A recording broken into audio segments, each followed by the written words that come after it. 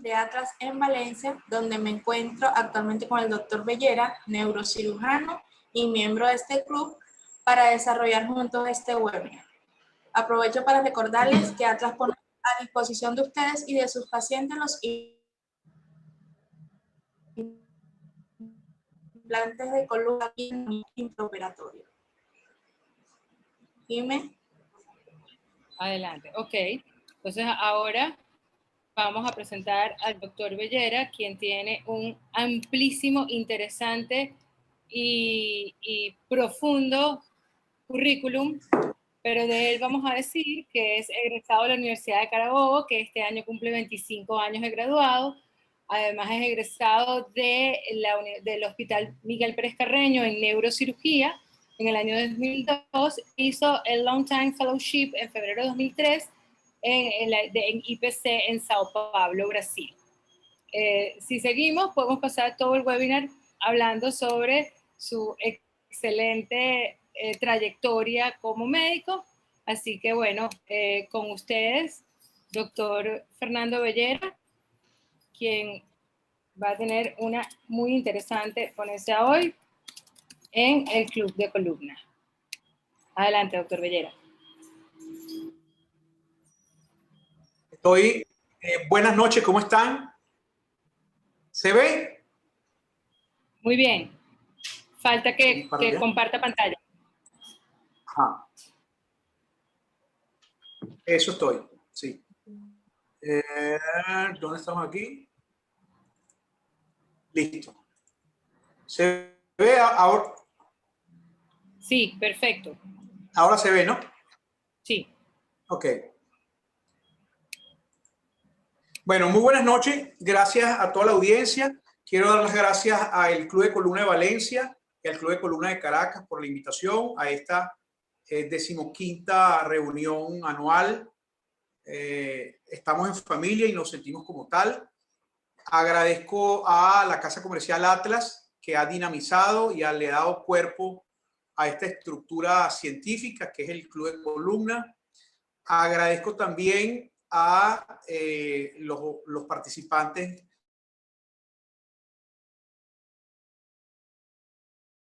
del foro, jefe presidente de la Sociedad Paraguaya de Neurocirugía, que nos acompaña. También quiero saludar a mis amigos, colegas de UCEMIN Ecuador, el doctor Clavijo y el doctor Jostran. Saludar al cumpleañero de hoy, el doctor Juan Carlos Jiménez, expresidente de la Sociedad Venezolana de Neurocirugía.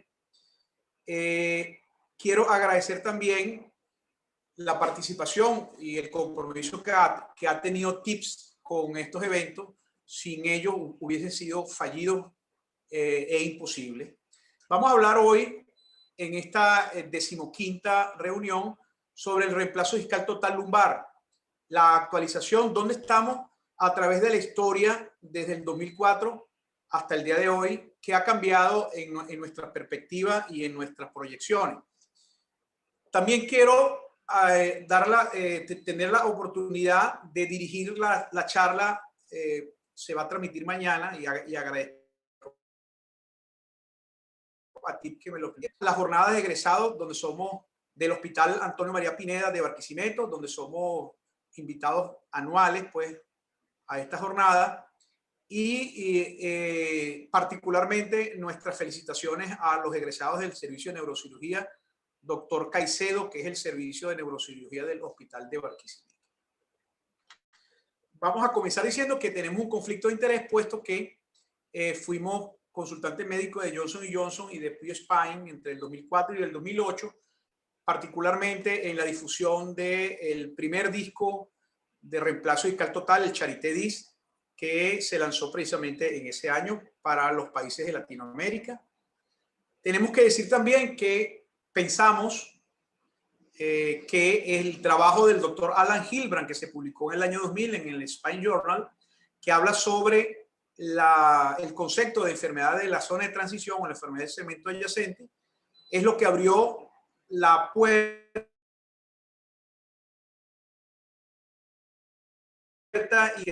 y el mundo médico de la cirugía de columna en este renglón comenzara a hablar de cirugía de no fusión, abriendo entonces dividiendo la historia entre cirugía de fusión y cirugía de preservación de movimiento, en este caso para hablar de reemplazo discal total lumbar. A grosso modo, el trabajo de Gilbrand lo que resume es que su conclusión es que el 25 o el 25.6%, para ser exacto, ajustado a estas conclusiones, de los pacientes a lo largo acumulativo, a lo largo de 10 años van a tener alteraciones degenerativas progresivas y aceleradas en los segmentos vecinos a un segmento fusionado, generalmente el segmento superior.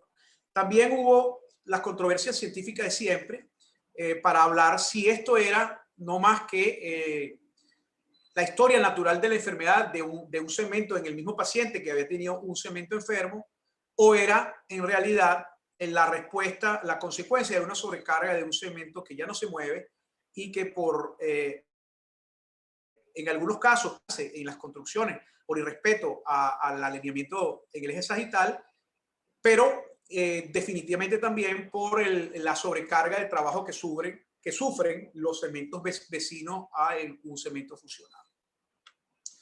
También este trabajo pues, es el más escandaloso, lo traemos como referencia y como apalancamiento para hablar sobre fusión, sobre no fusión como estrategia, tal vez en uno de los que se afianzó la industria como excusa para trabajar en la no fusión, es el trabajo de Lehman publicado en el Spine del 97, que habla sobre 30 años de seguimiento en este trabajo de fusión. En este trabajo hay dolor lumbar persistente por falla de fusión, el 44% de esa estadística. El 54% de estos pacientes necesitaron de medicación para el dolor y apareció el 45% de esta estadística en 30 años tenían alteraciones. Un poco de historia para saber a dónde llegamos, desde dónde partimos. Se comenzó desde muy temprano, de mitad del siglo XX, en el año 56 y en el año 64, con esferas de acero, con reemplazos parciales totales, con reemplazo de núcleo. Fascio y Ginesti cambió las bolas de acero de Firestone por unas bolas de poliuretano y luego comenzó la historia del reemplazo parcial de núcleo con la casuística, con el invento del doctor Charles Wright del PDN, el PDN pair y el PDN solo, con las complicaciones que todos sabemos que sucedió a pesar del maquillaje lógico de la manufactura sobre los resultados del PDN. Pues una de las complicaciones que persiguió cercanamente a esta evolución fue la subsidencia, porque teóricamente el poliuretano del polietileno, el poliuretano del PDN tenía que ir con la inhibición que debía inhibirse con el líquido que pasaba normalmente del emplay a la capa cartilaginosa y después al núcleo pulposo. En el PDN, lastimosamente, con los prácticas en pacientes, esto no sucedía y la prótesis quedaba extremadamente dura, y en la interfase entre la prótesis y el emplay, sobre todo colocado en la línea media, que como sabemos la osificación es menos resistente que en el aro apofisario, producía entonces la misma acción que una metra dentro de la columna. Terminaba siendo un hueco en el emplay, con dolor y con discapacidad. Bueno, en 1984, el tipo 1 de Zippel era un modelo pequeño, se probó en 13 pacientes, tenía dientes de fijación primaria muy pequeños de 2 milímetros, tenía 10 dientes, tenía 3 tamaños del core, pero por ser tan pequeño el core y de la chapa, produjo un 20% inaceptable de subsidencia. Lo que se pasó en la evolución al tipo 2 en el Charité Hospital de Berlín, al tipo 2 SB y S y B en 1985 se deben a la S de sus creadores. Eran unos fisiatras y fisioterapeutas que plasmaron esa idea en el hospital. Se probó en 36 pacientes, se mejoró el diámetro de la chapa, que era de acero inoxidable, para disminuir las posibilidades del emplay, pero todavía la fricción entre el acero inoxidable y el hueso produjo un 26% de fractura, cosa que resultó inaceptable, por lo que en la evolución llegamos al 1987, donde Valdemar Lin compra los derechos y hace modificaciones importantes a la estructura del sistema. Pasa de 10 dientes a 6 dientes de 3 milímetros, 3 y 3 anteriores, y de acero inoxidable a una aleación de cromo, cobalto, molibdeno. Había unos nanoporos muy pequeños. El sliding core era un polietileno de alto peso molecular, tenía 3 tamaños de plato, el 1, el 2 y el 3, 3 alturas de polietileno, 7.5, 9.5 y 11.5 milímetros, y lordosis ajustable de 0,5 grados. En el 98, 11 años después, se le pone un baño de titanio y una cobertura de fosfato de calcio. La idea del fosfato de calcio era el bone engrop, hacer estímulo de la osteointegración a través de los nanoporos para facilitar o mejorar la sujeción secundaria en la osteointegración de la interfase prótesis y hueso. Y se sumaron 2 tamaños nuevos, el 4 y el 5, en 1999, y se añadieron platos con lordosis de 7.5 y 10 grados en el 99 también, y polietilenos más altos de 8.5 y 10 milímetros en el 2002.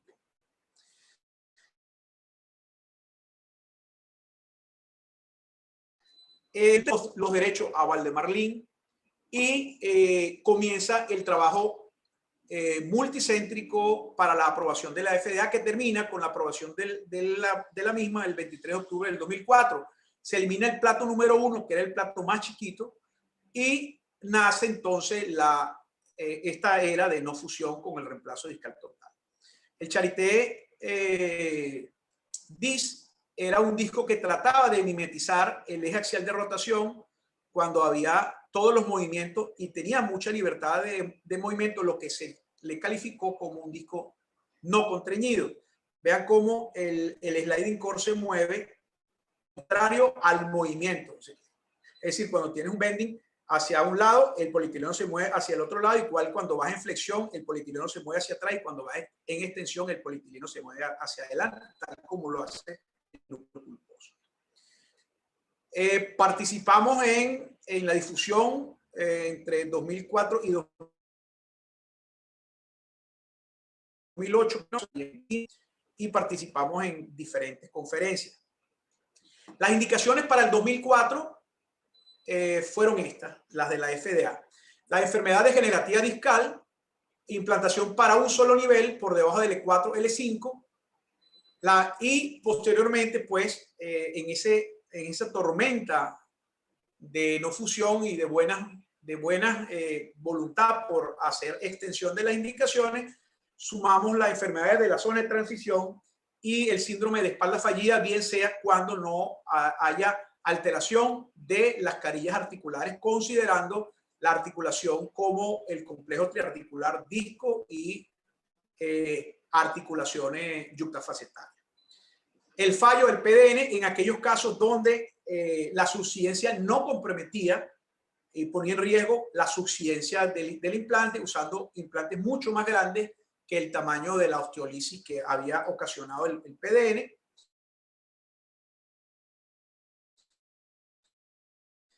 Esto sí, en el score de Oswestry mayor de 40%, hicimos una clasificación que no existía para valorar el estado de las carillas articulares, y dijimos que las indicaciones eran en los grado 1 y grado 2 y las contraindicaciones de grado 3 y grado 4, es decir, en aquellos pacientes donde no había osteofitos que bloquearan al movimiento controlado de las articulares, de las carillas articulares, que no tuvieran osteofitos o que no tuvieran fusión, anquilosis de las articulaciones. Pacientes con buena reserva ósea y que no tuvieran enfermedad endocrina que alterara por lo menos a mediano plazo esta reserva ósea, pacientes sin osteoporosis y pacientes sin enfermedad endocrina, hipoparatiroidismo,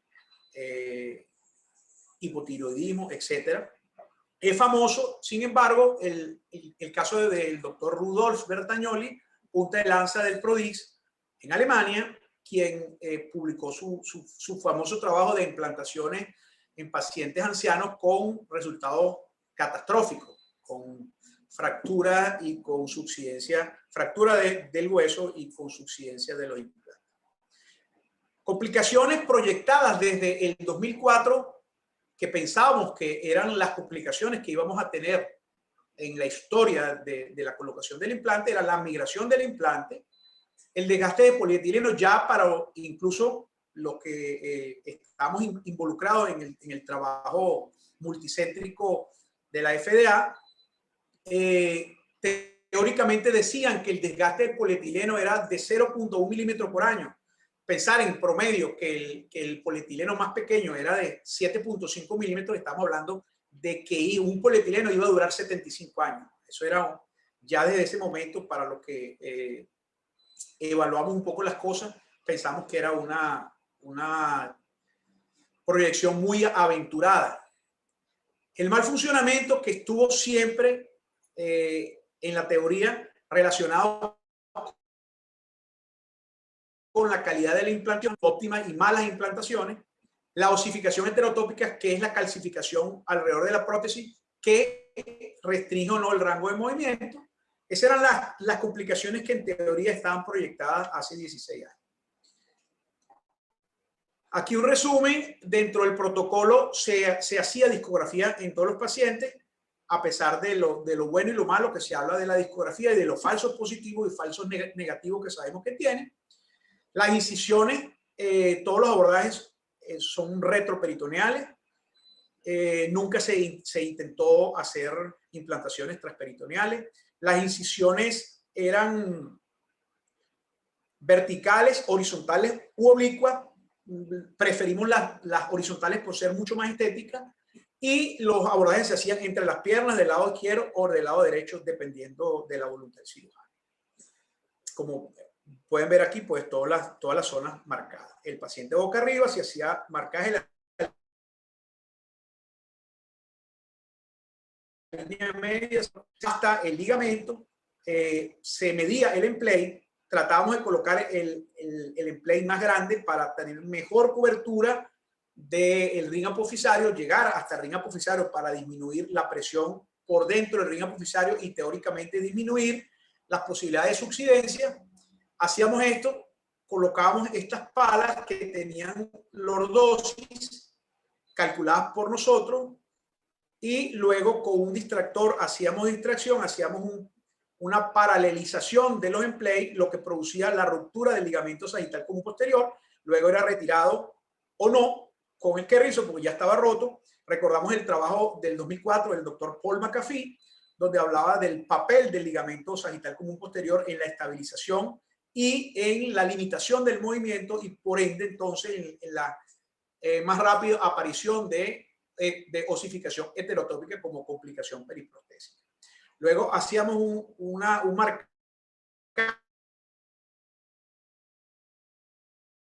de la línea inferior donde iba a transcurrir la prótesis, y luego hacíamos una distracción, colocamos la prótesis y martillamos hasta colocar en donde nosotros pensábamos que era la implantación óptima en el perfil o en el eje sagital, que correspondía en una línea. La línea media del disco tenía que estar 2 milímetros por detrás de la línea media del cuerpo vertebral para poder así alinear los centros instantáneos de rotación.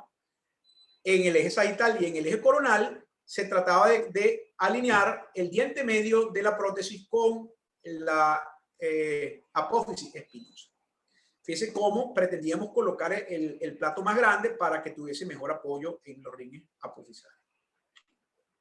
Bueno, luego entonces vinieron todo el resto de las prótesis, y además de su clasificación por biomateriales en prótesis de metal, plástico, metal o metal, metal, según el rango de movimiento, se consideraron en prótesis no contrañidas aquellos con libertad de movimiento de todos los vectores, o aquellos donde había una limitación de esos vectores en la llamada prótesis semicontrañida. En algún momento la empresa consideró la creación de prótesis constreñidas en esa vorágine de pensamiento de no fusión para pacientes con hipermovilidades exageradas como la listesis. Sin embargo, se rechazó ante las pruebas con algunos pacientes con no buenos resultados. También en esa tormenta científica de la cirugía de no fusión se intentaron cosas como corpectomías móviles en fracturas cervicales que tampoco dieron buenos resultados. Entonces vemos la diversidad de prótesis que hay en el mundo y las que han llegado a nuestro país. Nuestra experiencia de 14 años, dejamos de hacer discos artificiales en el 2018 por razones muy particulares del país. Son 298 pacientes con una implantación única, de ellos 24 híbridos.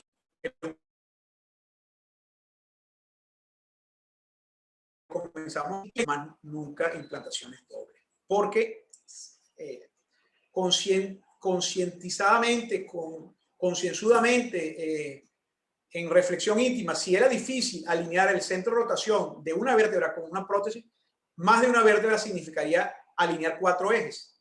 Y muchas veces hemos visto en implantaciones múltiples cómo una prótesis se mueve hacia un lado y cómo una prótesis se mueve hacia otro lado, sobre todo en los bending y en las rotaciones. Entonces, habíamos pensado que probablemente eso podría generar mayor carga de torsión sobre las carillas articulares y dejamos hacer implantaciones múltiples y el tiempo nos dio la razón. Aquí vemos híbridos, que no es más que, no, perdón, aquí vemos implantaciones únicas, vemos un Charité en 4.5, vemos una implantación bastante buena, una implantación óptima en el eje sagital y en el eje coronal. Implantaciones tan altas como L2, L3 en pacientes con enfermedad de la zona de transición, en una espalda totalmente recta, su repercusión sobre el cemento vecino, y para tratar de disminuir esa progresión en efecto dominó, colocamos un disco de tamaño número 2. Hubiese sido mejor un disco número 1, pero fue descontinuado cuando llegó el Charité para el 2004. Y por ser un disco tan grande para ese nivel, L2, L3, pueden ver, sin que nos sonrojemos, que en el eje coronal tiene una implantación óptima, pero en el eje sagital vemos que su centro de rotación está por delante del centro de rotación de la columna, o sea, tiene una implantación subóptima. Prótesis con quillas. Esta es la prótesis Movidis, una prótesis francesa bastante buena, con más de 10 años de colocada. Vemos que es una prótesis metal, plástico, metal. No vemos el metal en su movimiento como podríamos verlo por el aro radioopaco del Charité, pero vemos que la prótesis sin subsidencia y sin osteolisis. También colocamos este tipo de prótesis, que es la vaguera. Es una prótesis sin fijación primaria. Es una prótesis bastante buena también.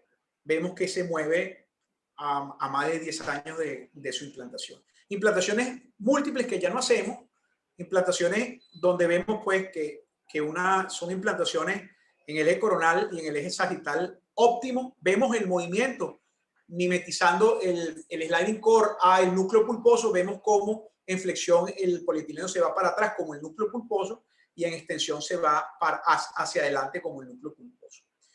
Fíjense cómo, a lo que decía, en las implantaciones múltiples, este disco está moviéndose un poco más hacia un lado con una ligera escoliosis del implante. No fue por falla del implante, sino que es muy difícil la alineación de los centros de rotación de más de un disco. Este es un Maverick de los primeros con quilla larga, con el quillaje. Este sistema salió del mercado, pero fíjense que las quillas casi fracturan el cuerpo vertebral. Esta es una implantación bastante mala, precaria.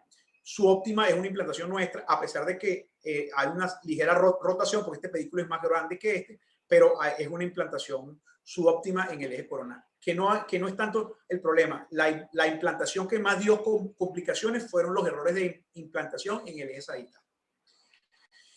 Aquí vemos híbridos de 2 alif y una implantación óptima en el 3L4 y una implantación de otro híbrido en el 4L5. Vemos como este paciente ya pasado el tiempo, están fusionadas las cajas, pero quiero que vean cómo no hay, aquí hay una rotación en la raíz X, se ven dos placas, pero no hay aflojamiento de la prótesis en su base se mantiene muy bien pegada al hueso. Y esto era una de nuestras preocupaciones con el Charité y con las prótesis que no tienen fijación primaria, es decir, de dientes, no tienen quilla, es cuando este gap, que es por la configuración natural de la vértebra, queda este espacio. Teóricamente, para eso fue el baño de fosfato de calcio, para que hubiese una osteointegración en este espacio y esto se llenara de hueso. Vemos que la implantación es bastante buena y al pasar del tiempo, el gap se reduce, la caja de ALIF está fusionada y vemos que no hay mayor problema con este sistema, ¿no? Tenemos complicaciones, tuvimos dos complicaciones, una complicación en cada uno de dos pacientes, uno con un Charité donde hubo con un traumatismo, hubo una fractura del istmo y con luxación del polietileno tuvimos que hacer una cirugía de revisión con una lesión vascular. Este es un amigo ortopedista, el cual esta prótesis vaguera que le habíamos colocado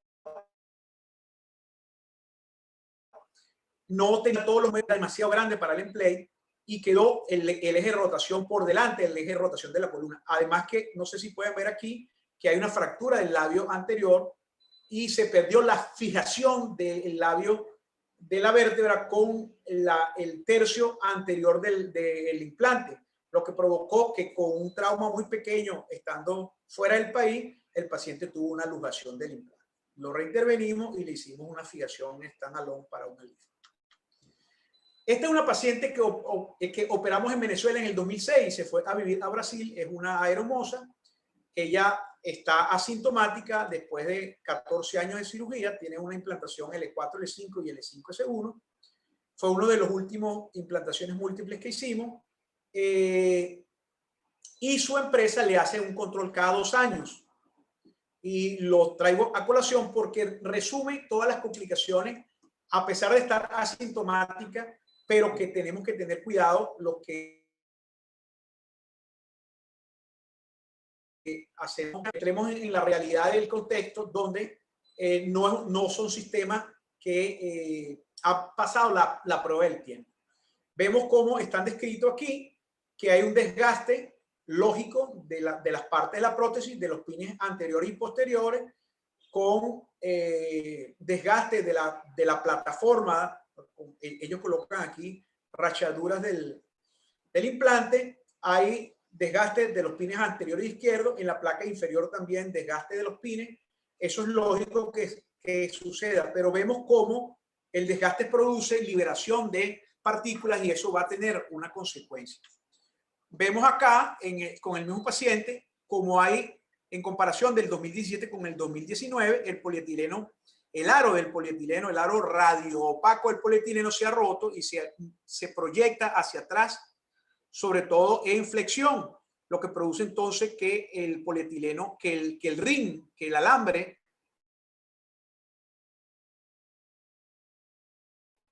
que marca el polietileno, discontinuidades del aro.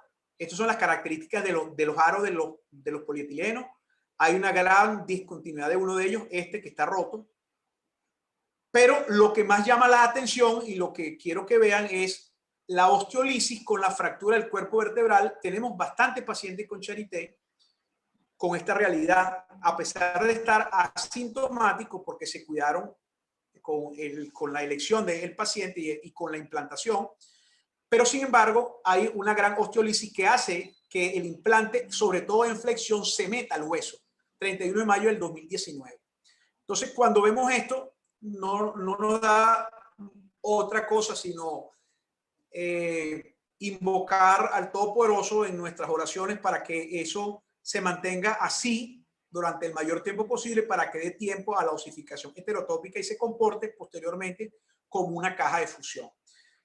Esto lo vemos con bastante frecuencia en nuestros pacientes, a pesar que, como dije antes, están asintomáticos. Aquí vemos también en el disco bajo en flexión, se pendula la chapa del emplate y se mete en el cuerpo vertebral. Ya van a ver cómo hay áreas de osteolisis. Aquí vemos una gran osteolisis en ese segmento. Vemos también presencia de osificación heterotópica, gracias a Dios, en su mayor medida en anterior y posterior.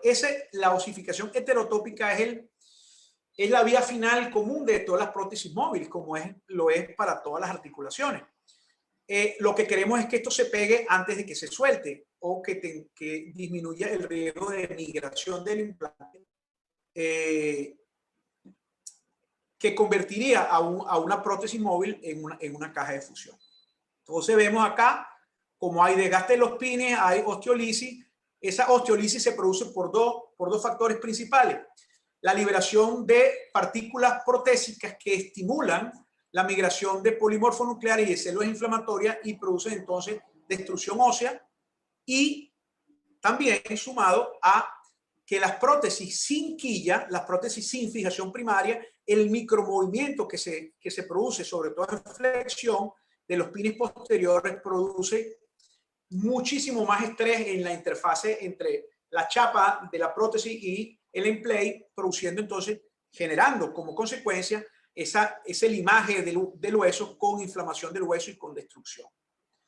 El peor de los casos es que esto continúe y la prótesis haga una migración o haga una subsidencia. Menos mal que, como ven ustedes aquí, ya hay una importante osificación heterotópica. Áreas de límites mal definidos comprometiendo la periferia posterior del implante, el espacio epidural anterior y la región foraminal también está ocupada por calcificación. Hay depósitos fibrocálcicos, hay calcificación del aro y hay calcificación alrededor de la prótesis. Esto es una osificación heterotópica tipo 3 porque permite la movilización de la prótesis. O sea que estamos probablemente a unos 4 o 5 años de una fase 4. Esperamos que llegue sin problema. Focos grandes de calcificación comprometiendo la periferia posterior del implante, que es lo que estamos diciendo. Y sobre todo esto, que es importante, que pasa con todas las prótesis, es la degeneración facetaria asociada al estrés de la faceta, sobre todo en los implantes, en los discos que ya no están en el mercado, que son los discos no contrañidos, como el Charité. Los discos no contrañidos dependen básicamente de la implantación. Cuando usted coloca una mala implantación, una implantación anterior, la sobrecarga que se efectúa sobre las carillas articulares produce hipertrofia de las carillas o, en el peor de los casos, fractura del istmo. Este trabajo resume 686 artículos. Yo creo que es el más interesante en el International Journal of Spine Surgery del 2018, de abril, donde dice: necesitamos hablar acerca del reemplazo discal total lumbar. Es un trabajo de visión, incluye en el 2018, en la fecha de su publicación, con estos fundamentos. La colocación, la implantación del disco es vital. Una mala implantación llevará tarde o temprano al fracaso de la prótesis. Los discos no contrañidos que ya no están en el mercado, el 60% de la colocación subóptima llevó a un daño de las carillas articulares. Estamos hablando del Charité. Todo Charité que se hizo en una implantación subóptima o mala implantación, pues tuvieron sus consecuencias: migración con muerte de paciente o, en el mejor de los casos, con degeneración de facetas con dolor. Los discos semicontrañidos, que son los que quedaron en el mercado, el daño de la faceta, si no son colocados en el eje posterior, el eje instantáneo de rotación del disco por detrás del eje instantáneo de rotación de la vértebra. Todos estos pacientes cuyo eje quedó por delante, que no hace que se descargue esa tensión sobre la faceta, produjeron daño de las articulaciones. Este trabajo del PRODI 2, que es un disco semicontreñido, de 201 pacientes, el 29.3% tuvo un daño facetario. Migración y hundimiento, bien sea por osteotomías indeseables en el momento de la cirugía o por daño del hueso, por trastornos del hueso, o bien sea por osteolisis, por lo que acabamos de hablar. 52% en el PRODI GL, que fue la evolución del PRODI 2, en 52 pacientes, quise decir 15% de migración y 24% de hundimiento. y con desprendimiento del polietileno un 18%. Hay osteolisis en todos los pacientes, sobre todo en los pacientes sin filiación primaria, o sea, sin quilla, y la osificación heterotópica. No hubo diferencia del rango de movimiento de la prótesis, ni de la escala visual análoga, ni del score de índice de discapacidad de Ovestri en la clase 1 y 2. La clase 1 y 2 de la osificación heterotópica es la presencia de hueso, de calcificación alrededor de la prótesis, pero sin que tenga relación, es que tiene relación con la prótesis, pero que respeta el rango de movimiento. El tipo 3 disminuye el rango de movimiento y ya tiene huesos dentro de la prótesis, y el grado 4 es la anquilosis. Las conclusiones, bueno, que la justificación del reemplazo discal total se asocia con un riesgo menor de desarrollo y producción de la enfermedad del segmento adyacente en relación con la artrodesis. Y eso está biomecánicamente y cinemáticamente comprobado. Es decir, teóricamente lo que se propuso en el 2004 terminó siendo verdad en el 2018. El reemplazo discal total produce menos casos, menos degeneración sobre los segmentos vecinos que la artrodesis. Está demostrado biomecánicamente y cinemáticamente en modelos experimentales. Entonces, en nuestra experiencia de 16 años, del 2004 hasta el 2020, nuestra recomendación es entonces cuál disco usar. Bueno, es fundamental el entrenamiento a los cirujanos y la concientización de que no es algo inocuo y no es una moda, y ya 16 años después no puede serlo. El entrenamiento a cirujanos para que entiendan lo básico de la implantación. Ya disco no contrañido no existe en el mercado, deben usar semicontrañido. Evidentemente, este consejo era cuando habían no contrañido. Personalmente, y no quiero hablar en contra de ninguna prótesis en el mercado, pero yo recomendaría con fijación primaria estable, o sea, con quilla. Por lo que dije antes, se disminuye la osteolisis, se disminuye la posibilidad de migración, y al disminuir la osteolisis disminuye el hundimiento y la subsidencia del implante, y por ende el mal funcionamiento del implante. Recomiendo no hacer niveles múltiples, combinarlos con alguna técnica de fusión. Principalmente recomiendo ALIF porque es la misma vía de abordaje, y sobre todo a los cirujanos nobles el respeto por las tecnologías emergentes. El estado del arte del disco artificial lumbar, el uso del reemplazo discal total, no se incrementa, y técnica quirúrgica demandante, fracaso de los sistemas escogidos, miedo, complicaciones tardías podrían ser las causas. Incertidumbre sobre la durabilidad del implante, todavía tenemos esa duda. Complicaciones muy tardías pueden ser la causa que hayan limitado la expansión de este dispositivo. Sigue siendo una muy buena alternativa a la fusión en pacientes jóvenes en la prevención de la aparición de la enfermedad de zona de transición o en la enfermedad del segmento adyacente. Y como consejo a los más jóvenes, este es una paciente, como pueden ver, un híbrido ya en fase de fusión. Sin embargo, no respetaron la cuarentena, y esto es un feto a término. Aquí está la cabeza y aquí están las extremidades. Nadie es dueño de la verdad absoluta, y tal vez, y con mucha suerte, solamente de la vida. Muchas gracias por la oportunidad y estamos preparados para el debate. Ok. Gracias, doctor. Ya hay dos preguntas. Ya se las voy a leer. Acá. Ya, listo. Ya compartí.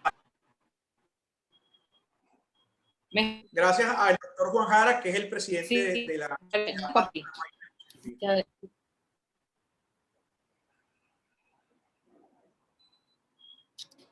Bravo. A ver, doctor, la primera pregunta es del doctor Pineda. ¿Sigues algún algoritmo para revisar un reemplazo total fallido? ¿Va por delante para retirar y colocar otro implante, o va solo por detrás para hacer fusión dejando el discal? Ok, primero que nada pido perdón y rezo por lo menos 24 horas seguidas, ¿no? La revisión de una vía anterior, yo pienso que para los que clipamos aneurisma es una cirugía terrorífica en comparación incluso con un aneurisma cerebral roto. Las lesiones vasculares van por encima del 60% en todas las revisiones. de un disco lumbar.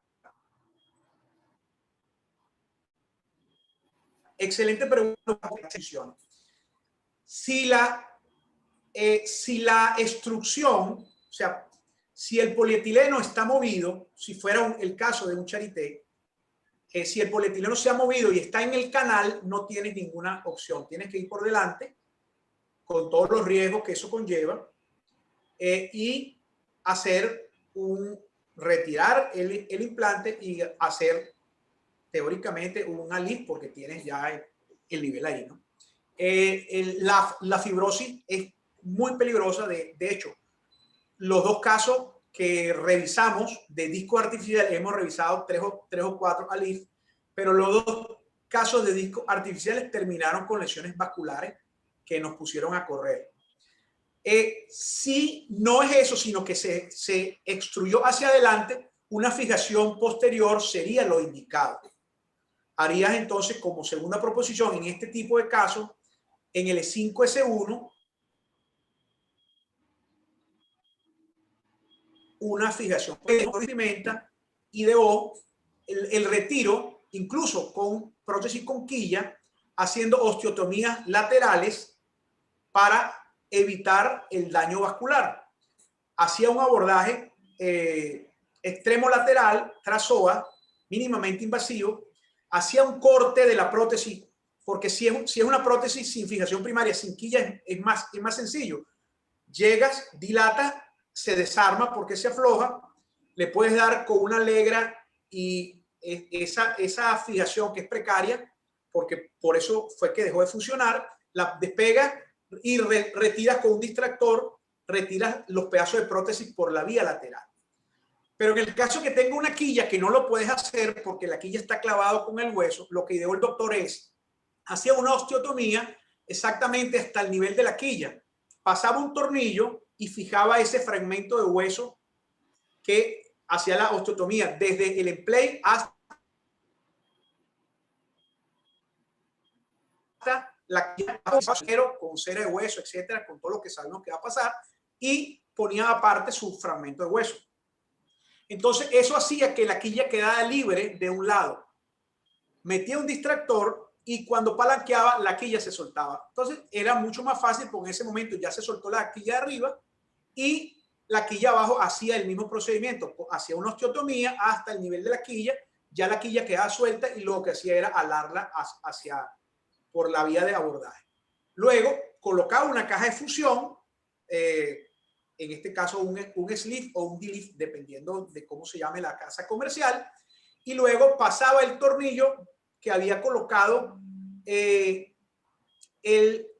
fragmento de hueso y terminaba atornillando con el tornillo, pasaba la línea media, que es donde estaba la osteotomía, y pasaba el tornillo casi bicortical. Y luego colocaba una placa o una barra a esa construcción y quedaba sin riesgo.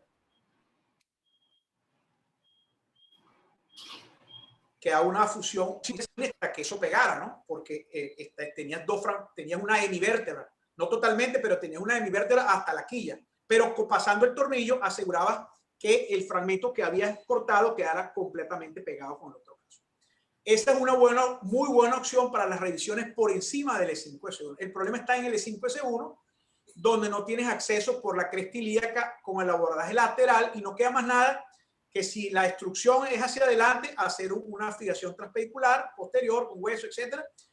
Pero si la migración es hacia atrás, como me pasó con uno de los polietilenos, que el polietileno se metió al canal, hay que ir por delante. Pero excelente pregunta, Armando, gracias.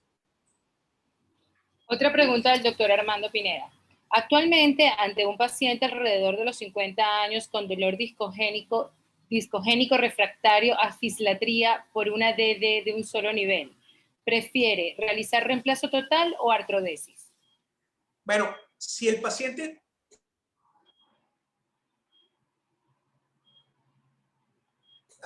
me hubiese preguntado cuando tenía el contrato, o me lo hubiese preguntado hace 16 años, te hubiese dicho que el disco lumbar es una panacea. Ahora te digo que en la prueba del tiempo no es mejor que una fusión a un nivel.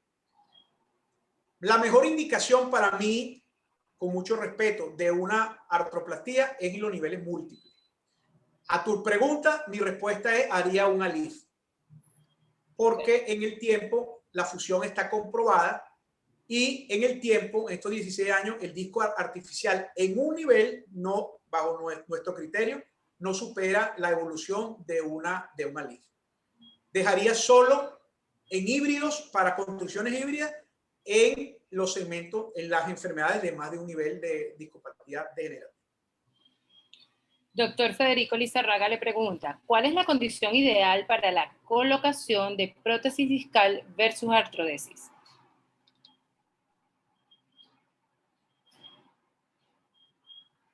Hola Federico, gracias por la pregunta.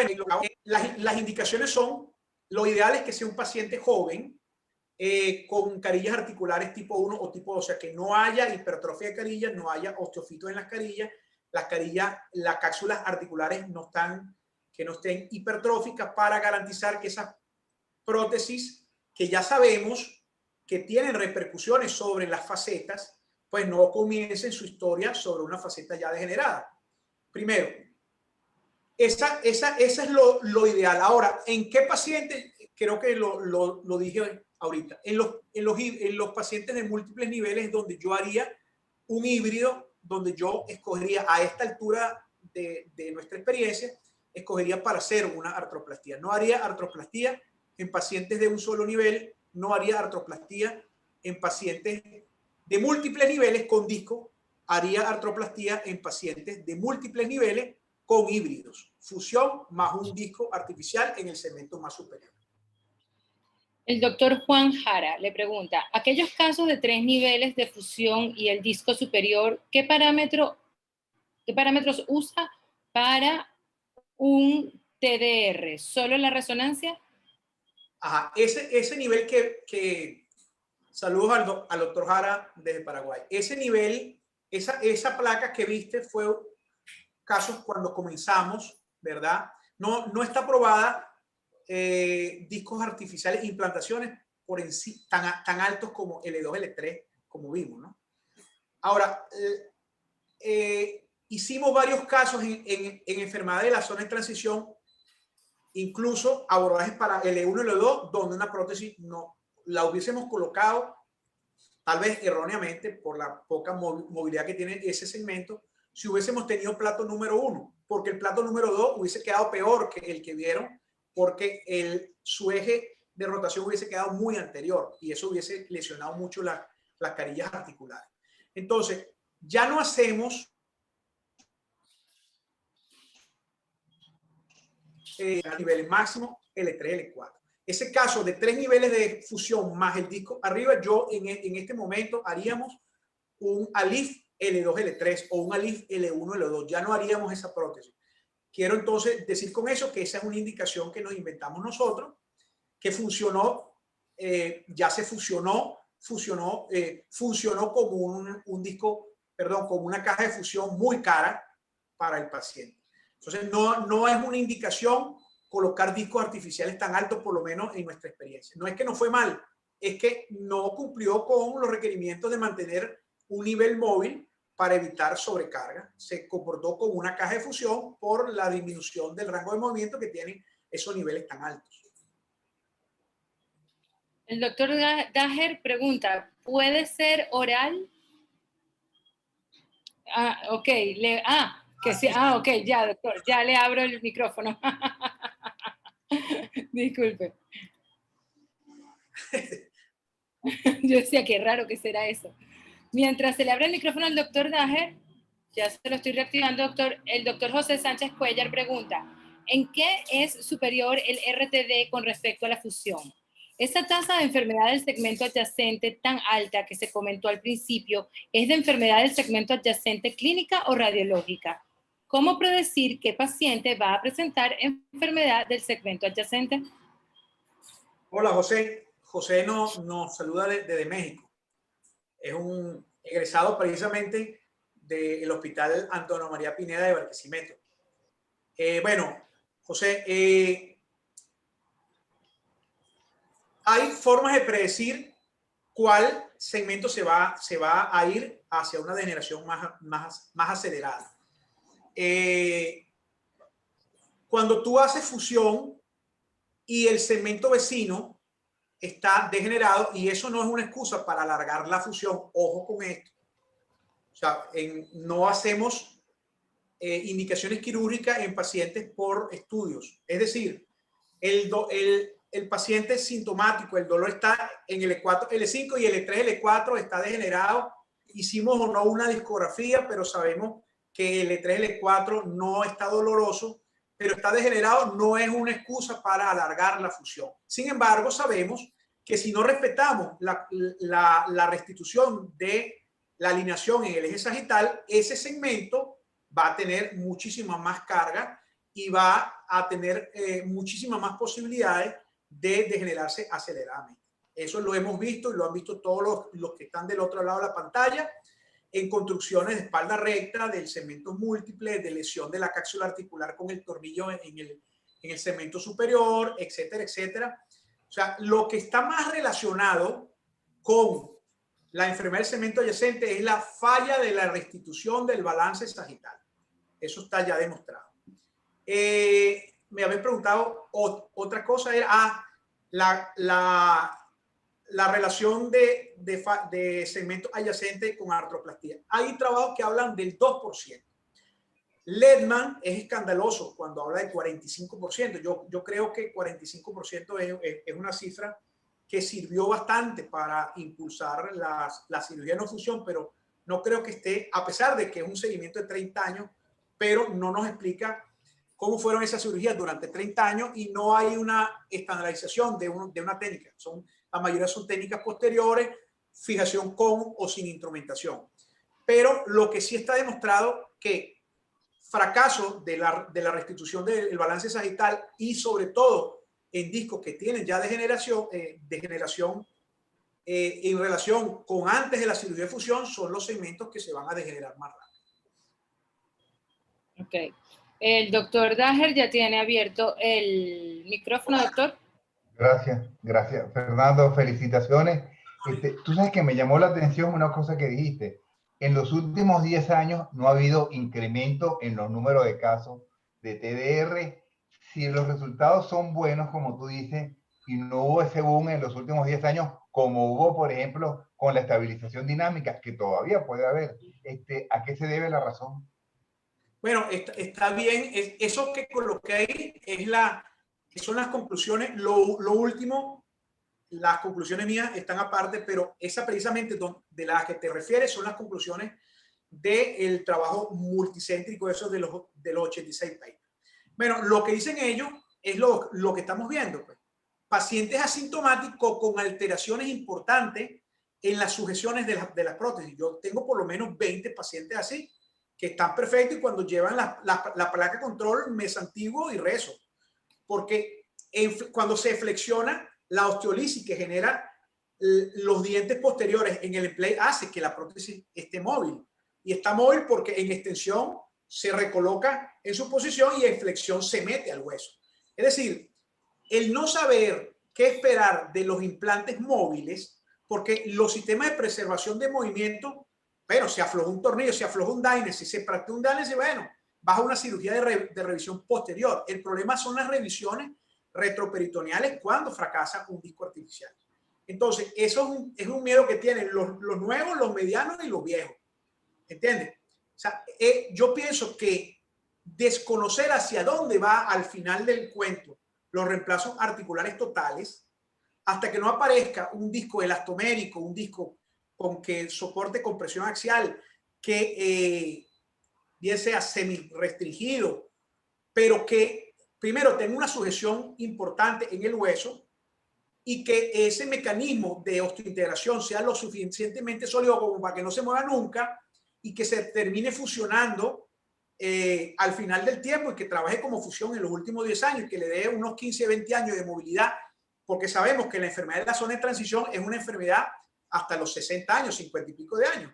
Después vienen otras cosas, la estenosis de canal, etcétera, pero la enfermedad de la zona de transición es una enfermedad del adulto joven.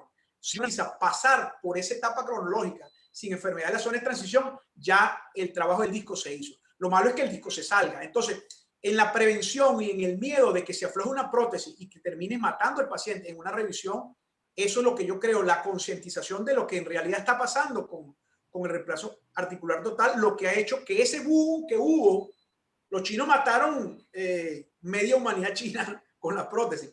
Claro, como son iguales, no se sabe quién fue el difunto. Pero ese boom despavorido que hubo durante los primeros 5 o 6 años, tú tienes razón. El miedo a lo que no sabemos que puede pasar con esa prótesis que se está moviendo aún en pacientes asintomáticos es lo que yo pienso que ha disminuido ese auge, ese entusiasmo por los reemplazos articulares totales. El doctor Efrén Peña pidió la palabra. Efrén León. Doctor Peña. Ya puede abrir su micrófono. Doctor Peña. Si viene un comentario, Ya puede nada abrir más, su micrófono. un comentario rapidito. O sea que tú piensas que es solamente por el miedo a la revisión y no por los resultados. Es que los resultados son muy buenos, Tony. Cuando tú llenas yo no digo inmediato, yo estoy hablando a mediano plazo. Porque si fuese así, ¿por qué no hay un incremento importante como ha habido con todas las otras técnicas? Tú ves, no sé, un TLIF o lo que tú quieras, cualquier técnica de fijación mínima invasiva han tenido mucho incremento. ¿Por qué? Si estos resultados son bastante buenos, no ha habido ese incremento, digamos, progresivo. Claro, es que yo pienso, yo paré en el 2018, bueno, porque las prótesis que hay en Venezuela tienen su detalle. Pero yo pienso que lo que le tiene miedo la gente es a la revisión. Porque yo tengo pacientes,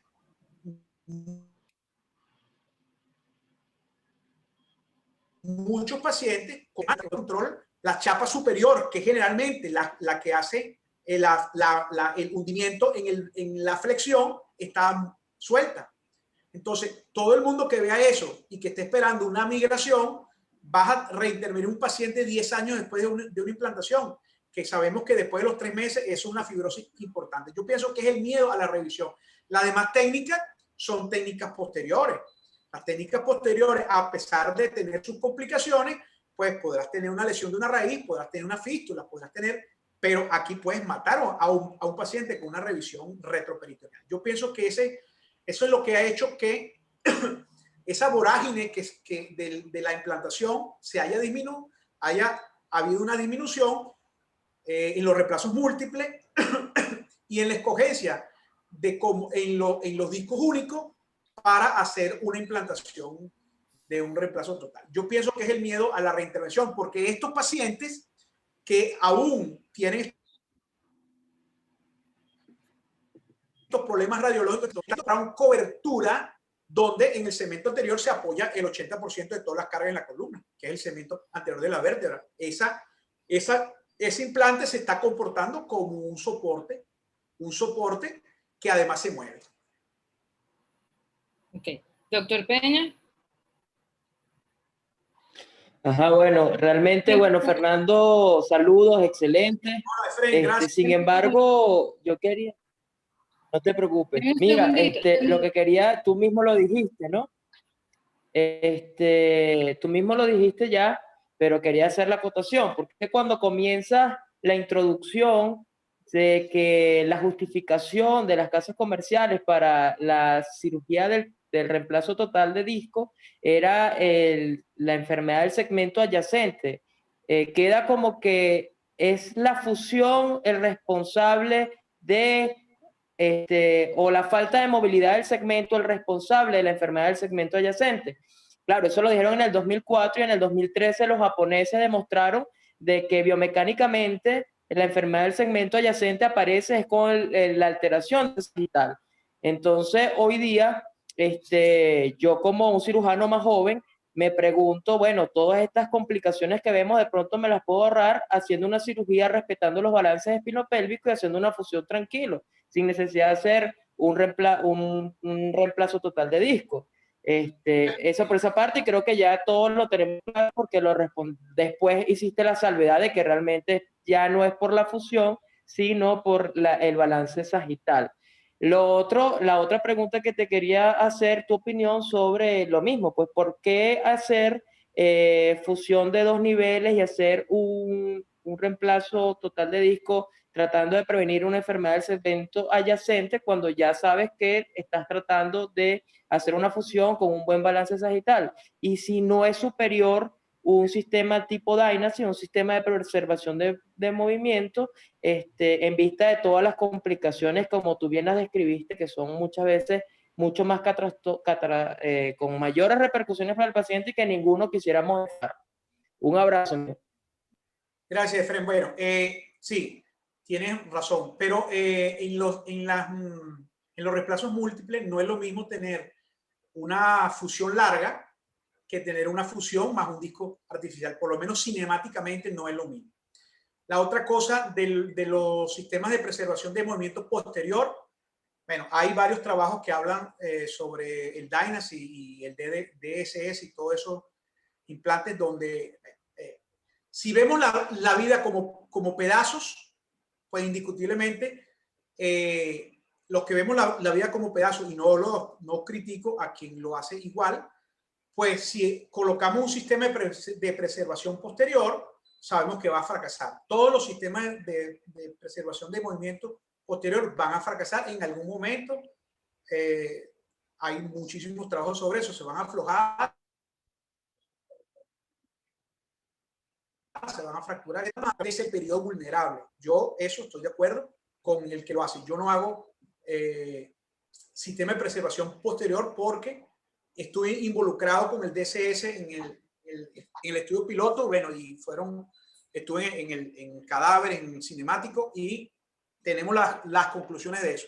Pero los que pensamos, pues, que estamos haciendo una cirugía para 10 años, también sería útil, porque está pasando el tiempo, ese tiempo donde se va a enfermar el segmento adyacente, lo están agotando con una técnica. Eso es bastante válido y es bastante razonable. O sea, las limitaciones de restablecer con el Dynasty, por ejemplo, restablecer lordosis, porque no puede hacer compresión de la cuerda, etcétera, ya esos son temas de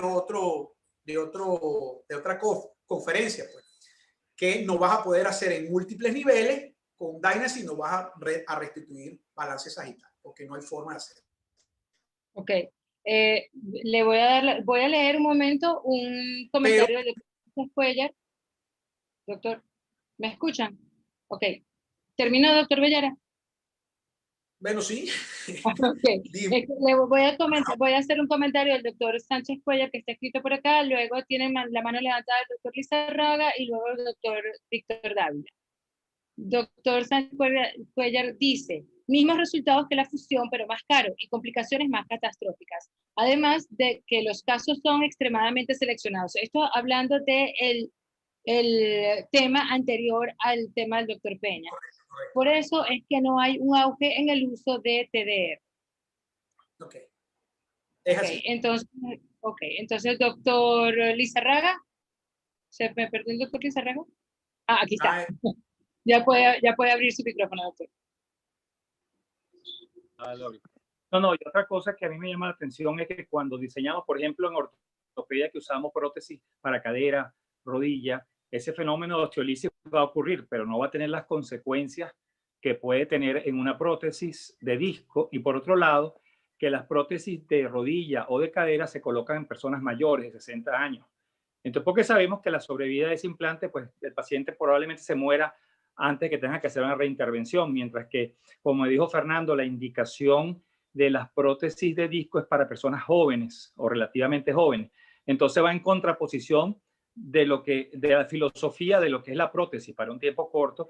Y, ok, uno tiene que tener la suerte de que se fusione a los 10 años, pero si no se fusiona y hace osteolisis y se pueden presentar esas complicaciones, entonces, y son complicaciones serias, entonces da mucho miedo. O sea, yo prefiero, como dice Fren, irme por la segura, hacer una buena artrodesis con un adecuado balance sagital, y como que me voy por lo seguro, pues, y evito esos riesgos que son bastante importantes, ya hasta fatales en algunos casos. Correcto. Sí. Doctor Dávila, ¿ya puede abrir su micrófono?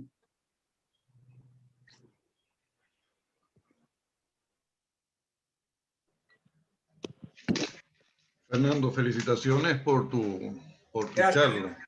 Gracias. El tema es complejo, muy complejo, ¿no? Porque cualquiera de nosotros pudiera tomar una posición para defender alguna estrategia quirúrgica. Bueno, obviamente tu presentación se refiere a la artroplastia total de disco. Igual el tema es complejo porque tienes que necesariamente hablar sobre el segmento adyacente, que es el gran fantasma del cirujano espinal. Bueno, entonces, seguimos pensando que no sabemos si es un problema de degeneración del disco que está o lo producimos nosotros en la cirugía, una condición del paciente, pero ahí estamos todos luchando contra ese fantasma, ¿no? Hay cosas muy interesantes que tú dijiste. Yo tengo algunas dudas que yo quisiera preguntarte. ¿Cuándo consideras tú que es una fusión? O sea, ¿cuándo consideras tú, bajo qué parámetro que se considera una fusión de un disco artificial? ¿O consideras tú que la aparición de la osificación heterotópica ya es una condición de considerar una fusión cara, como tú lo mencionaste, ¿no? Es raro porque al cirujano espinal le cuesta lograr las fusiones, pues. Si no la hace bien, si no tiene el aporte biológico suficiente, la artrodesis no se da. O puedes tener una anquilosis, puedes tener una disminución de la movilidad, pero no logra la fusión exactamente. Yo no creo que todos los sistemas de preservación del movimiento posteriores fueron al fracaso. Creo que algunos también dieron buenos resultados, como la artroplastia de disco, cuando fueron bien seleccionados. Yo pudiera hablar de una experiencia que pudiera estar alrededor de 150, 100 casos. A lo mejor no es mucha de mi experiencia, pero más allá de lo que yo esperaba, por lo cual yo fui muy resistente al principio. Por ejemplo, con el Dynasty yo tuve mucha resistencia al principio, porque como yo soy de la escuela de la fusión, y nosotros pensamos siempre que cuando no había fusión, lo primero que iba a ocurrir era que el tornillo se aflojara o que la barra se partiera. Yo dije, bueno, todos los Dynasty tienen que aflojarse los tornillos, porque ahí no hay fusión. Bueno, nunca vi un tornillo Dynasty aflojado, jamás he visto uno aflojado. He visto roto, pero no he visto flojo ninguno. Sobre todo en el nivel del sacro, he visto tornillos del Dynasty roto. Nosotros tuvimos en Venezuela solamente Dynasty para preservación del movimiento, pero no tuvimos la oportunidad de tener Dynasty híbrido para fusión y preservación del movimiento. Diferencia con el DSS, que sí nos permitía hacer fusión en los segmentos que consideramos hacer fusión, y en los segmentos que consideramos que había que preservar el movimiento, lo hacíamos. Y creo que las indicaciones buenas funcionaron bien. No creo yo, a esta altura de mi vida, que exista la cirugía preventiva en la columna vertebral, porque al final todo también es un proceso biológico que va a ocurrir en algún momento. Creo también, como tú dices, estoy convencido de que una de las razones por las cuales la artroplastia total de disco no ha sido un auge tan grande es porque hay complicaciones, no solo de las revisiones, hay complicaciones en la cirugía primaria también. Hay complicaciones vasculares, como tú las dijiste, y hay complicaciones neurológicas. Y llega un momento que el cirujano no quiere tener complicaciones, no quiere arriesgarse, y va por lo seguro siempre. La cirugía de preservación de movimiento de la vía posterior es mucho más segura, tú duermes más tranquilo, y excepto en el caso tuyo que prefieres seguir haciendo labores tú solo, yo ya no los hago solo, porque comparto la angustia con otra persona para que él también se mortifique en la noche. Que lloremos todos. Sí, entonces prefiero compartir eso. Creo que hay para toda, o sea, creo que hay indicaciones para toda la cirugía, pero seguimos teniendo preferencia los cirujanos por algún tema. Me llamó mucho la atención que tú mencionaste que tuviste que crear una clasificación para la degeneración de las facetas articulares. Pregunto, ¿por qué no usaste la clasificación de Patria para las facetas articulares, que ya existe y que nosotros la manejamos con tanta frecuencia, o esa no se adapta a la artroplastia total de disco? Bueno, por eso, esa clasificación que hicimos fue en el 2004, Víctor. Fue en el 2004. Okay. Pero ¿utilizarías ahorita la de Patria, por ejemplo? Sí, claro. Es más completa. Ahora, sobre qué tiempo tienes de seguimiento de esos Dynasty que no se han aflojado. Cónchale, debo tener más de 10 años. Más de 10 años. Bueno, como dije ayer, antier, tengo 2 infecciones nada más y sí. tengo un caso con tornillos rotos en el nivel del sacro, pero no tengo otra cosa. Hay un trabajo del creador del DCS que está en una de las clínicas de Norteamérica, que fue con el que trabajamos en el estudio piloto del DCS, donde hace una comparación de todos los sistemas de preservación de movimientos posteriores. Es un trabajo que me comprometo a buscarlo, un trabajo muy bueno, de un mea culpa. Es como el papá que tiene con el hijo problemático, ¿no? Lo sigue queriendo, pero habla con la realidad, pues como lo estamos haciendo ahorita, sobre el disco, ¿no? Esta es la realidad. Y habla discriminadamente de lo que, y él considera pues que si no se fusionan, van al fracaso. O sea, cuando los sistemas posteriores de preservación de movimiento no llegan a la fusión espontánea, por lógica, como tú acabas de decir, va a haber un aflojamiento porque la interfase entre el tornillo y el hueso, pues evidentemente va a aflejar. Ahora, como sabemos todos los que estamos aquí en este simposio, todos los pacientes no evolucionan igual, porque depende de las cargas cinemáticas que estén cada quien y a lo que haga cada quien. Vemos por ahí pacientes en pseudoartrosis que están asintomáticos, bien sea porque no hay cargas de exigencia sobre su columna o porque limitó su vida a una realidad. Entonces, la situación clínica de la sintomatología, que es lo que perseguimos todos. ¿Qué es lo que perseguimos todos? Que bien sea el resultado imaginológico, el paciente esté bien. A mí no me importa si está...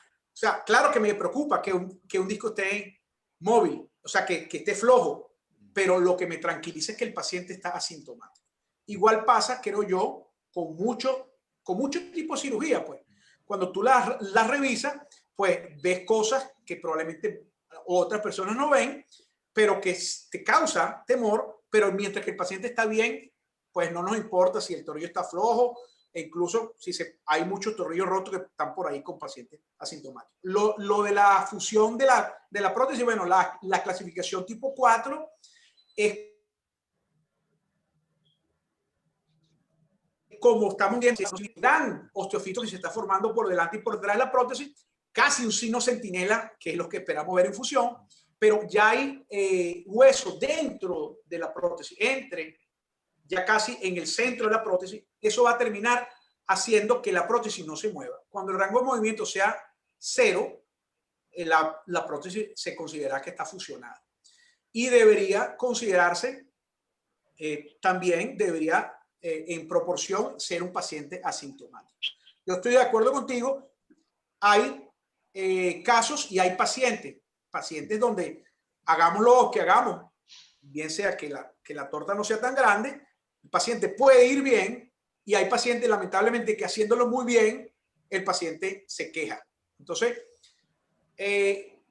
no soy de los que critico una técnica u otra. Yo creo que el objetivo siempre es que el paciente esté asintomático, y eso es lo más importante. Sí, una cosa, Fernando, generalmente las pseudoartrosis son asintomáticas, generalmente, por lo cual tomar una decisión de una cirugía de revisión por pensar que es una pseudoartrosis es algo complicado, ¿no? Y la otra cosa que introducir el término de pseudoartrosis en la columna también es complicado. Es preferible utilizar el término de no fusión y no de pseudoartrosis, porque pseudoartrosis tiene otra connotación diferente.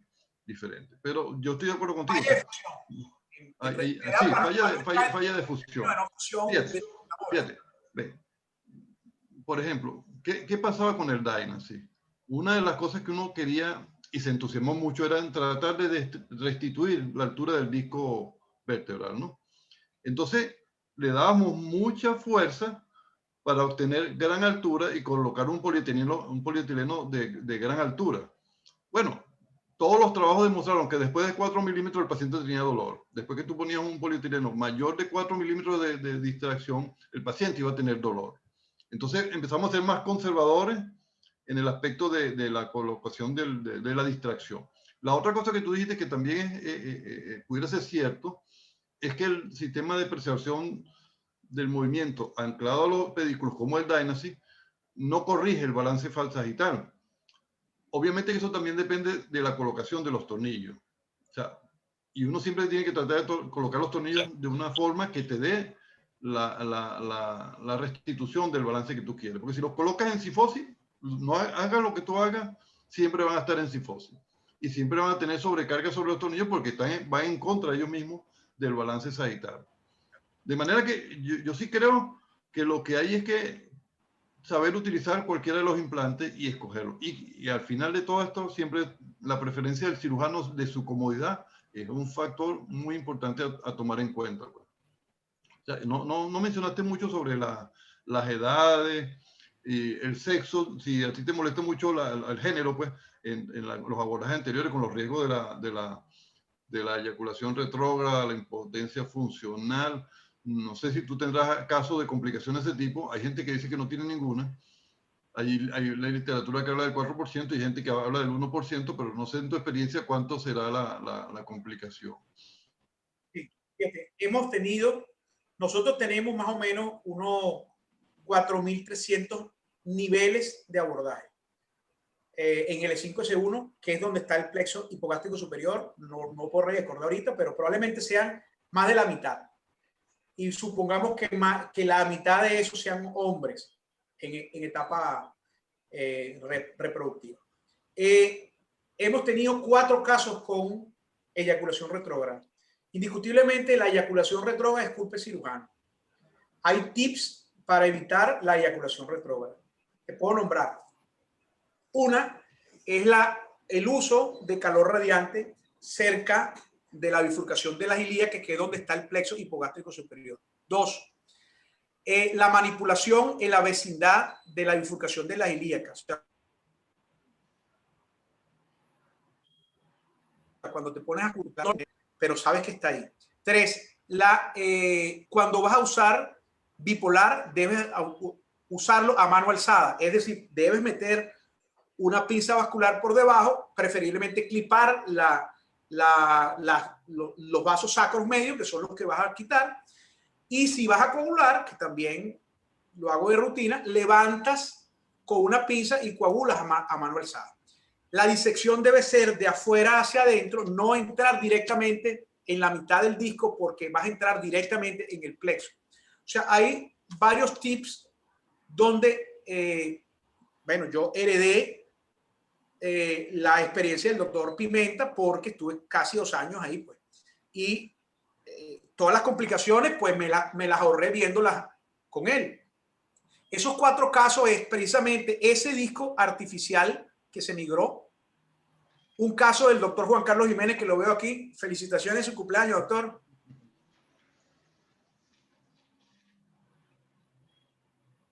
Que tuvimos una lesión. Iba a clipar la anastomótica de L3 y la instrumentista tenía las lupas puestas como siempre. Me pasó la pinza de clip sin clip y corté la anastomótica de L3. La anastomótica se contrajo y dejó un hueco así en la base de la aorta. El paciente casi se muere en el momento. Se salva porque el doctor Elias Arqui, que Dios tenga en la gloria, yo abrí en forma de T rápido, con la mano adentro para no llevarme el colon, porque en ese sangrero viene esa suma de complicaciones. Metí la mano, él agarró la aorta con la mano y yo puse un clamp por encima de la mano y por debajo de la mano.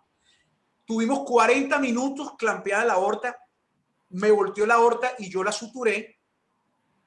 Siguió sangrando. Yo creo que no es el momento de echar ese cuento, gordo, porque daba náusea, el paciente estaba chocado. Ese paciente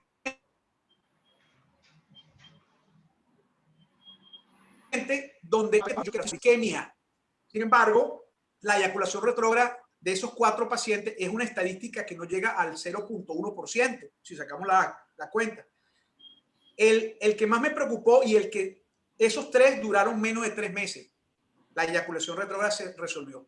Y en mi conferencia de complicaciones la vía anterior está la hija de este ortopedista que es valenciano, Irving, que lo deben conocer todos ustedes, que duró 6 meses con eyaculación retrógrada y tuvo una hija, y se parece a él, no hay que hacerle prueba de tuvo una hija después que recuperó su eyaculación retrógrada. Fue un romance que tuvimos. ¿Cómo va eso? ¿Cómo va eso? ¿Cómo va eso? Cada 15 días, ¿cómo va eso? Hasta que, compadre... ¿A quién se parece? ¿A quién se parece? no. Él bromeaba, ¿no? Pues, no, es que, bueno, mi esposa ya no se molesta, pero estamos muy preocupados los dos. Entonces, la eyaculación retrógrada es culpa del cirujano. Por eso es que pretendemos hacer nuestros abordajes, porque hay tips donde el cirujano, para disecar, para evitar, así como todas las complicaciones, diría el doctor Rosenthal, no se rompen los vasos, los rompe el cirujano. La eyaculación retrógrada es una consecuencia de una mala disección. Doctores, son las 8:25 de la noche. Hay un último comentario y pregunta del doctor Medina que dice: felicitaciones por la charla, estuvo excelente tu estadística. La evolución clínica de tus pacientes sometidos a fusión vía anterior ¿es igual o superior a la que observas a los sometidos a fusión vía posterior? Buena pregunta. Durante el primer año, o sea, clínicamente después del primer año es igual. Durante el primer año, la independencia que ofrece el disco es superior a la LIF. En la LIF hay ciertos movimientos que da dolor.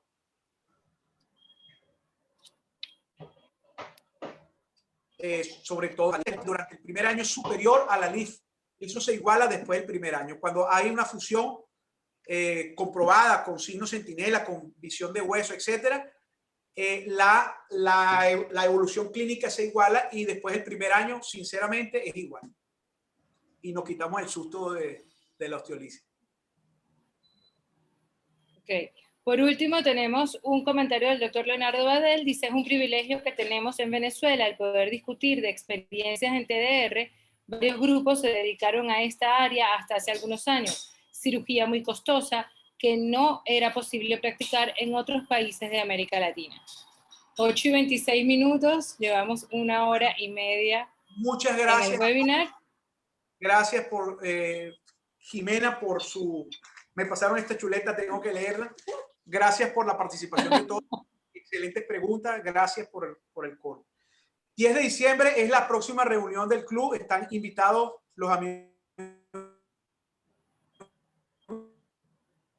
que están fuera del país. El doctor su invitación, el doctor Sánchez en México, los colegas de UCEMIG, el doctor Jostan en Ecuador. 10 de diciembre, Club de Columna en conjunto con la Sociedad Venezolana de Cirugía de Columna, que estos son los chiefs. Doctor Armando Pineda de Caracas, José Gabriel Rodríguez de Caracas, doctor Nelson Cruz de Caracas, la doctora Erika Rojas de Valencia, el doctor Ijad Jarcedine de Maracaibo y el doctor Luis Lara de Maturín. Muchas gracias a todos. Ya. Bueno, en nombre de Atlas, Yanivis no está por ahí para dar un saludo en nombre de Atlas. Te la pongo, que hay una sola silla aquí en Atlas.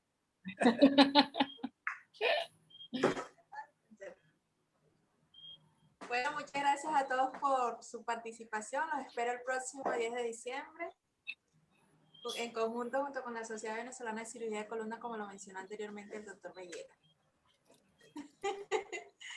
Feliz noche. Gracias. Está muy bien. Bueno, nos vemos entonces el 10 de diciembre y nos vemos todos los que van al curso de columna el lunes, pues nos encontramos el lunes también allí. Buenas noches. Buenas noches.